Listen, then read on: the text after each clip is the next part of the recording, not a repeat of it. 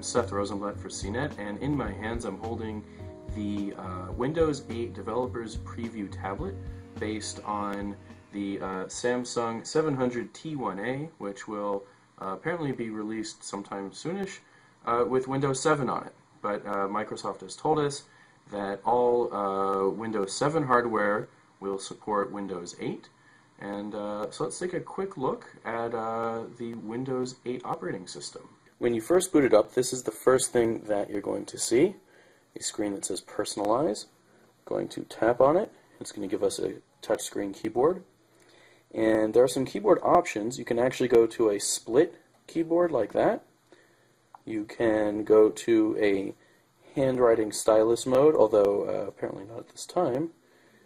And so we are going to go to the bigger keyboard there. And here we are. Here's Windows 8. As you can see, if you're familiar with the Mango interface from Windows Phone 7, Windows 8 is actually quite similar to it. They're calling it Metro, not Mango. And you have tiles instead of icons, and they're grouped together. This is a developer's preview, so a lot of the features that we were shown today at a demonstration, in fact, do not yet work in this build. We did see them work live, so we know that they're coming. They're not vaporware, but it's a little bit disappointing to get this new piece of hardware with a new operating system and find out it's not quite fully functional. Anyway, some things do work, as you can see here. The NASDAQ and weather tiles pull in information in real time, and we can tap them,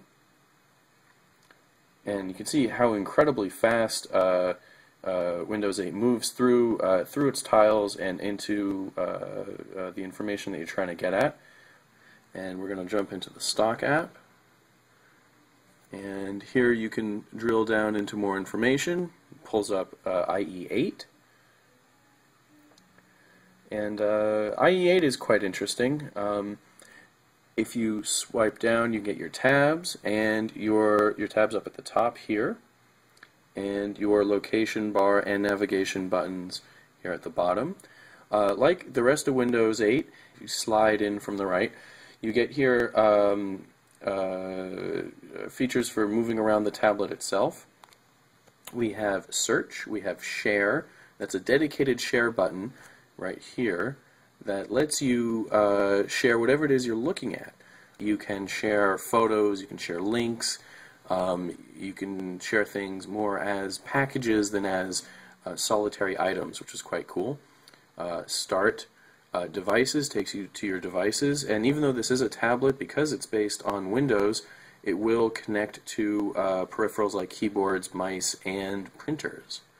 You can also jump fairly quickly directly into a more traditional interface. You hit the desktop tile and bam, Windows 7 or Windows 8 desktop or traditional. One of the cool security features in Windows 8 that's coming is create a picture password.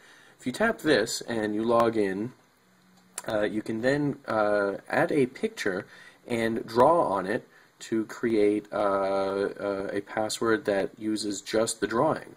It accepts lines, circles, and dots. So for example, if you upload a photo of your spouse or your children, you can put 2 dots in their eyes, draw a line connecting them, and that will log you in, which is pretty cool.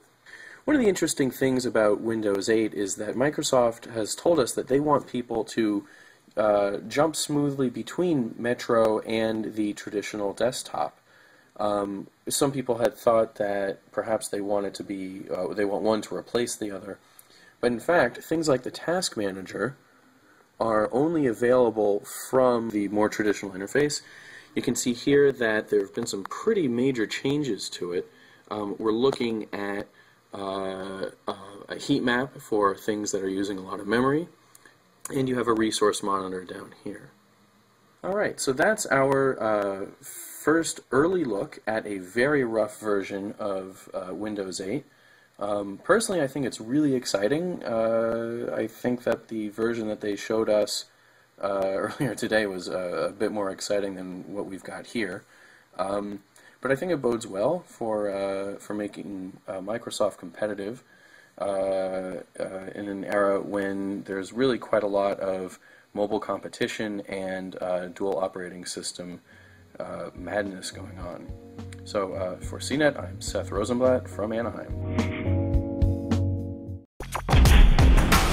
Hey guys, Brian Tong here, and if you're looking to see the top dogs in tech face off, then you need to watch CNET's Prize Fight. We'll throw touchscreen phones in the ring, reignite the console wars, battle web browsers, and more. So you can find it all at cnet.com/prizefight, and I'll see you there. Whoop-ah!